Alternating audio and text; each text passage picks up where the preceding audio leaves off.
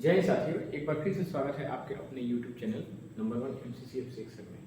इस वीडियो में हम लोग डिस्कस करने वाले हैं BSSC इंटर लेवल का जो विज्ञापन निकला हुआ है उसके बारे में।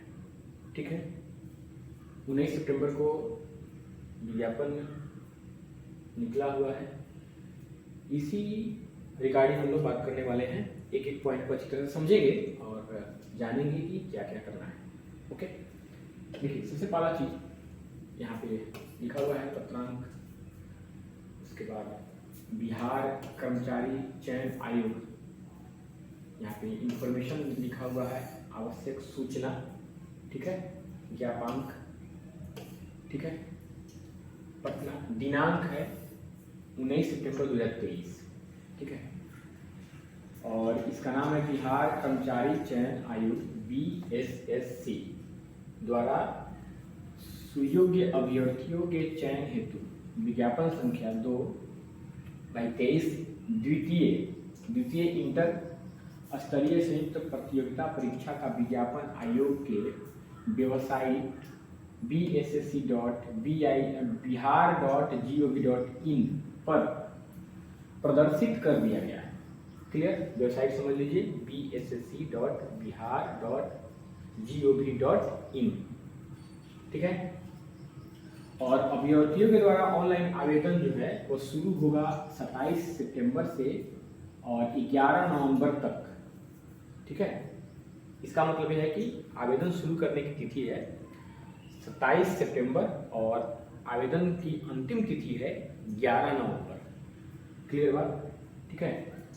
जो भी इच्छुक अभ्यर्थी हैं इनको सूचित किया जाता है कि वे वांछित प्रमाण पत्रों यथा जैसे कि शैक्षणिक, तकनीकी, वांछनीय योग्यता संबंधी प्रमाण पत्र, अंक पत्र, दिव्यांगता प्रमाण पत्र, सक्षम पदाधिकारी द्वारा निर्गत निवास प्रमाण पत्र, क्रिमिलियर रहित प्रमाण पत्र, जाति प्रमाण पत्र, EWS प्रमाण पत्र, स्वतंत्रता सेनानी के पोता पोती, नाती नतनी के संबंधी प्रमाण पत्र इत्यादि का संकलन ऑनलाइन आवेदन भरने के पूर्व कर ले। मतलब जितने भी प्रमाण पत्र बतलाया गया है वो सब प्रमाण पत्रों का संकलन कर ले, ठीक है, संग्रह कलेक्शन कर ले, क्योंकि ये जितने भी प्रमाण पत्र हैं सभी प्रमाण पत्र इसमें लगेंगे। क्लियर, अभ्यर्थी ऑनलाइन आवेदन भरने के दौरान अपने नाम, समझ लीजिए, अपने नाम, पिता का नाम, पता, लिंग, जन्म तिथि, आरक्षण कोटि, दिव्यांगता, प्रमाण पत्र संख्या इत्यादि की विवरणी प्रविष्ट करते समय पूर्ण सतर्कता बरतेंगे। बिल्कुल अलर्ट होकर के बहुत मतलब कोई गलती नहीं करते हुए हम लोग इसमें प्रविष्ट करेंगे। ओके, क्योंकि किसी भी परिस्थिति में ऑनलाइन आवेदन पत्र भरकर समर्पित कर देने के पश्चात ऑनलाइन प्रपत्र में की गई प्रविष्टियों में सुधार संभव नहीं होगा। ठीक है, अभ्यर्थी अद्यतन सूचना हेतु आयोग के वेबसाइट bssc.bihar.gov.in का सतत अवलोकन करते रहें, लगातार देखते हैं, निरीक्षण करते रहें नए नोटिफिकेशन की। ये बात क्लियर हुई। तो हम लोगों ने जाना कि बिहार कर्मचारी चयन आयोग इंटर स्तरीय वैकेंसी आने वाला है। लगभग 11,098 पोस्ट हैं इसमें, ठीक है। अलग अलग विभागों में भर्ती निकल रहा है। तो जितने भी इच्छुक अभ्यर्थी होंगे जो योग्यता रखते होंगे फॉर्म फिलअप करने का, अप्लाई करने का, वे लोग इतने प्रमाण पत्रों को इकट्ठा कर लेंगे और फॉर्म फिलअप करेंगे, ठीक है।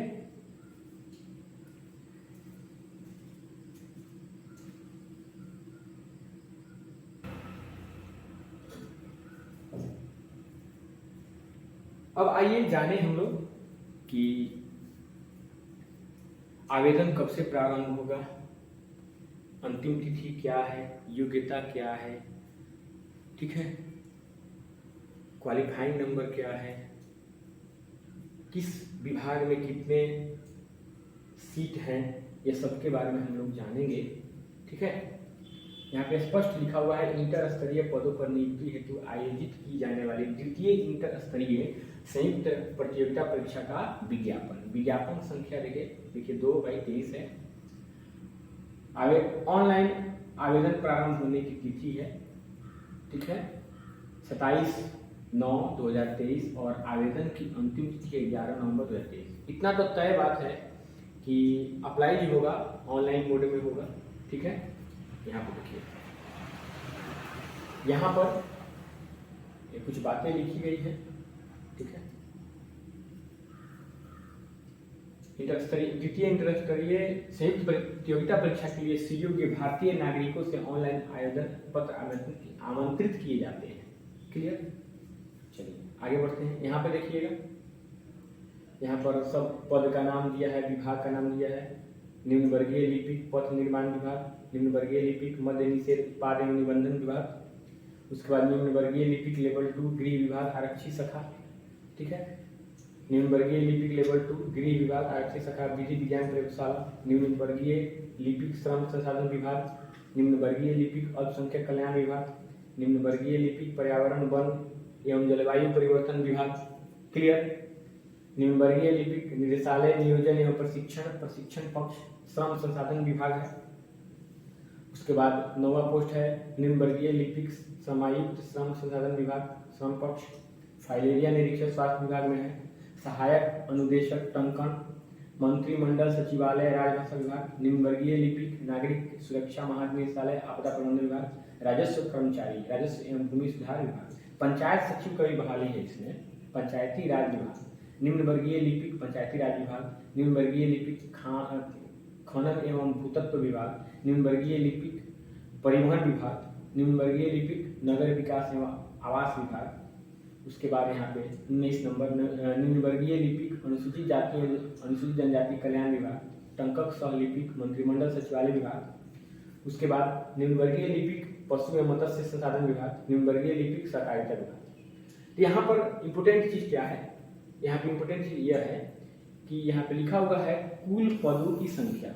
कुल पदों की संख्या यहाँ पे देख लीजिएगा, यह जनरल का है, जनरल का 5064 है और कुल पदों की संख्या 11,098 दिया हुआ है। बात क्लियर हो गया?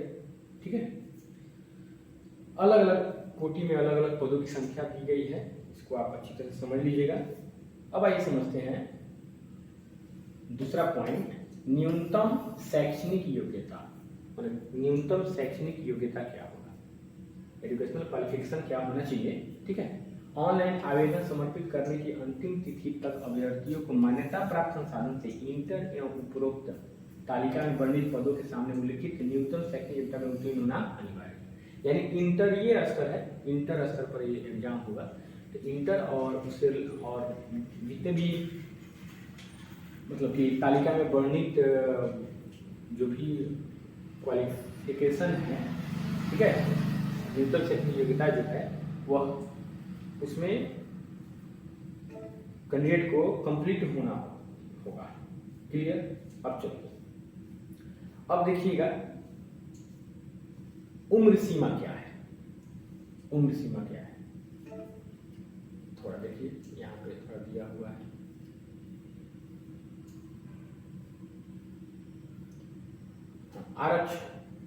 आरक्षण वैसे ही आरक्षण तो जिसको जितना मिलना चाहिए आरक्षण इसमें भी लागू है। ठीक है, आरक्षण की बात करें तो इसमें भी आरक्षण लागू है। अब आगे बढ़ते हैं, आगे देखिए अगला मेन पॉइंट इसमें है उम्र सीमा। उम्र सीमा कितना है, यहाँ पे लिखा हुआ है न्यूनतम उम्र सीमा 18 वर्ष है। न्यूनतम कम से कम 18 वर्ष, मतलब कैंडिडेट का उम्र 18 वर्ष कम से कम होना चाहिए। ठीक है, अधिकतम आयु सीमा अलग अलग कैटेगरी के लिए अलग अलग है। जो लोग अनारक्षित वर्ग हैं पुरुष में, उनका उम्र सीमा अधिकतम है 37। अनारक्षित वर्ग महिला में उनकी उम्र सीमा है 40। पिछड़ा वर्ग अत्यंत पिछड़ा वर्ग पुरुष या महिला हो 40 वर्ष अधिकतम उम्र सीमा है। और अनुसूचित जाति अनुसूचित जनजाति पुरुष या महिला हो 42 वर्ष। देख लीजिए यहाँ यह उम्र सीमा हो गया। ठीक है, उम्र सीमा हो गई। चलिए उसके बाद देखिए यहाँ पे परीक्षा शुल्क की बात करें। परीक्षा शुल्क की बात करें तो परीक्षा शुल्क जो है यहाँ पे देखिए, सामान्य वर्ग या पिछड़ा वर्ग अत्यंत पिछड़ा वर्ग के पुरुष के अभ्यर्थी को 540 रुपए लगेंगे फॉर्म अप्लाई करने में। ठीक है, अनुसूचित जाति, अनुसूचित जनजाति बिहार के अस्थायी निवासी के लिए मात्र 135 रुपए लगेंगे। सभी श्रेणी के दिव्यांगों के लिए, जो हैंडीकैप्ड है, विकलांग है, दिव्यांग है, ठीक है, वो चाहे अनुसूचित जाति हो, जनजाति के समान ही लगेगा, 135 रुपया मात्र लगेगा उसको। सभी श्रेणी की महिलाएं, सिर्फ बिहार के स्थायी निवासी के लिए 135, महिलाओं के लिए 135 रुपया लगेगा। और बिहार राज्य के बाहर के सभी श्रेणी के अभ्यर्थियों, पुरुष या महिला हो, उसको जो है 540 रुपए देने होंगे, पे करने होंगे। क्लियर? अगर बात की जाए तो यहाँ पे एक इंपोर्टेंट चीज बता रहा है, ठीक है, जब ऑनलाइन रजिस्ट्रेशन हो जाएगा उसके पश्चात जो है परीक्षा शुल्क ऑनलाइन पेमेंट गेटवे के माध्यम से 27/9/2023 से लेकर के 9/11/2023 तक जमा किया जा सकेगा। मतलब पेमेंट भी ऑनलाइन ही होगा, परीक्षा शुल्क का जो पेमेंट होगा वो भी ऑनलाइन ही होगा। क्लियर है? चलिए अब देखिए परीक्षा की प्रकृति क्या होगी, इस चीज को हम लोग समझ चुके हैं बहुत अच्छी तरह से। परीक्षा की प्रकृति क्या होगी, इस चीज को हम लोग अच्छी तरह से समझ लेते हैं। अब समझिए परीक्षा की प्रकृति। बिहार कर्मचारी चयन आयोग परीक्षा संचालन नियमावली 2010 के आलोक में 40,000 से अधिक आयोजन प्राप्त होने पर, यदि आयोजन जो है, एप्लीकेशन जो है 40,000 से अधिक हो जाएगा तो प्रारंभिक परीक्षा जो प्रीलिम्स है, वो प्रारंभिक परीक्षा जो है एक से अधिक चरणों में आयोजित की जा सकती है। ठीक है, वही चीज है। अब यहाँ पे देखिए प्रारंभिक परीक्षा में एक पत्र जो है सामान्य ज्ञान का होगा, जिसमें ये विषय होंगे, सामान्य अध्ययन होगा, सामान्य विज्ञान, गणित होगा, मानसिक जांच क्षमता, reasoning, mental ability, logic, comprehension इत्यादि हो सकता है। ठीक है, प्रश्न क्या होंगे, वस्तुनिष्ठ होंगे, बहुविकल्पीय होंगे, मतलब 4 या 5 ऑप्शन हो सकता है। कुल प्रश्नों की संख्या 150 होगी, कुल प्रश्नों की संख्या 150 होगी। ठीक है, इसमें सही उत्तर के लिए 4 अंक मिलेंगे और प्रत्येक गलत उत्तर के लिए 1 अंक की कटौती की जाएगी। इसका मतलब यह होगा कि निगेटिव मार्किंग है, इसलिए सोच समझ के आंसर हम लोग को लिखना होगा। ठीक है, परीक्षा की अवधि की बात करें तो 2 घंटा 15 मिनट की होगी, 2 घंटा 15 मिनट एग्जाम होगा। प्रारंभिक परीक्षा में भाषा का माध्यम जो है हिंदी या अंग्रेजी होगा। ठीक है, हिंदी या अंग्रेजी, जिसको मन करे हिंदी में पढ़ करके एग्जाम दे सकता है, अंग्रेजी में पढ़ के एग्जाम दे सकता है, वो अपने सुविधा के अनुसार। क्लियर? सिलेबस की बात करें तो सिलेबस में देख लीजिए, यहाँ पे सिलेबस आपके सामने लिखा हुआ है बहुत बढ़िया से। ठीक है, प्रारंभिक परीक्षा सिलेबस निम्न प्रकार से है। सामान्य अध्ययन है, समसामयिक विषय है, करंट अफेयर्स है, भारत और उसके पड़ोसी देश से संबंधित है, सामान्य विज्ञान एवं गणित से संबंधित होगा प्रश्न, सामान्य विज्ञान होगा और गणित होगा, मानसिक क्षमता जांच, reasoning, mental ability, comprehension, logically question इत्यादि रह सकते हैं। अब नेक्स्ट पॉइंट क्या है, इसको हम लोग समझते हैं। देखिए क्वालिफाइंग मार्क्स मतलब कितना मार्क्स प्राप्त हो जाएगा जिससे कि कैंडिडेट इस एग्जाम में क्वालिफाई कर जाएंगे, इस चीज को हम लोग समझ लेते हैं बहुत अच्छी तरह से। कार्मिक एवं प्रशासनिक सुधार विभाग, सामान्य प्रशासन विभाग द्वारा निर्गत संकल्प संख्या 2374 दिनांक 16/7/2007 के आलोक में लिखित परीक्षा में अभ्यर्थियों को न्यूनतम अर्हतांक प्राप्त करना अनिवार्य होगा जो निम्नलिखित है। ठीक है, देखिए जो सामान्य वर्ग के होंगे, जनरल कैटेगरी के, उनको 40% अंक प्राप्त करना होगा। ठीक है, जो पिछड़ा वर्ग के होंगे उनको 36.5%, जो अत्यंत पिछड़ा वर्ग होंगे उनको 34% मार्क्स प्राप्त करना होगा। अनुसूचित जाति या जनजाति जो होंगे उनको 32% मार्क्स लाना होगा। महिला को 32% और दिव्यांग जो हैंडीकैप होंगे उनको 32% मार्क लाना होगा। ठीक है। तो सबसे अधिक जो है सामान्य वर्ग के जो भी कैंडिडेट होंगे उनको सबसे अधिक मार्क्स लाना होगा 40%। यानी अब समझिएगा, जो पेपर 1 का जो एग्जाम होगा, क्लियर, 150 क्वेश्चन होंगे। प्रत्येक क्वेश्चन के लिए 4 अंक हैं, यानी 600 अंक है। 600 अंक में 40% लाना होगा जनरल कैटेगरी को, तो 240 अंक लाना होगा। यदि वे 240 अंक प्राप्त कर लेते हैं या उससे अधिक अंक प्राप्त कर लेते हैं तो ये क्वालिफाई माने जाएंगे।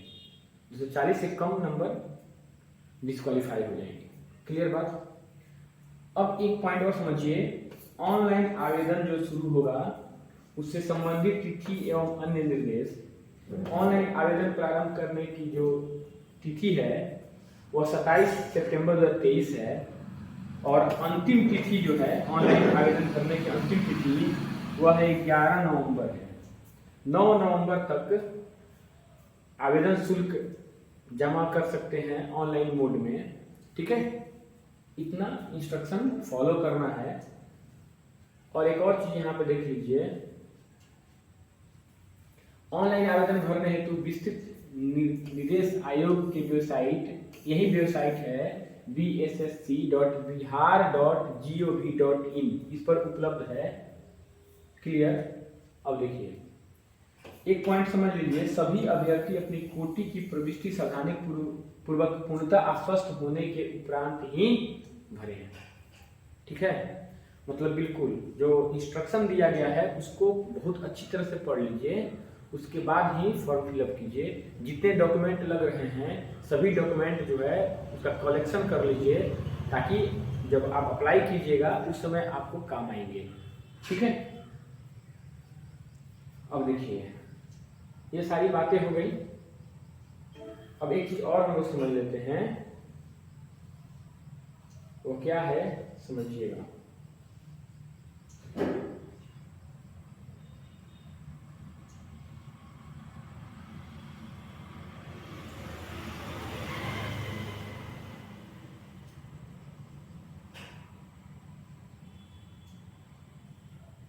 हाँ, बहुत महत्वपूर्ण निर्देश क्या है कि एक अभ्यर्थी द्वारा मात्र एक ही ऑनलाइन आवेदन भरा जा सकता है।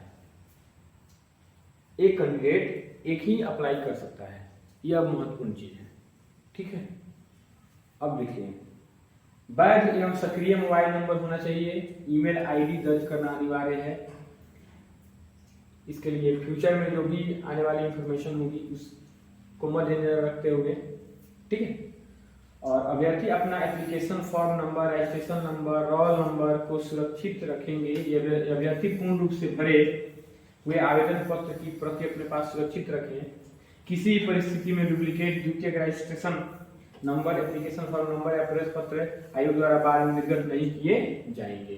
तो जो भी मतलब कि फॉर्म फिलअप हो जाएगा, तो फॉर्म हमने भर दिया है उसका जो है एक आवेदन पत्र का प्रति जो अपने पास सुरक्षित रख लेंगे। ठीक है, एडमिट कार्ड तो आएगा ही, उसका तो आपके पास रहेगा ही। तो यह सारी बातें हो गई। इन सारी बातों को ध्यान में रखते हुए फॉर्म फिलअप कीजिए। 27 सितंबर से मतलब अप्लाई हो रहा है, होने वाला है। तो चलिए मिलते हैं अगले वीडियो में, तब तक के लिए आप लोग देखते रहिएगा हमारी वीडियो को और तैयारी में लग जाइए। Thank you.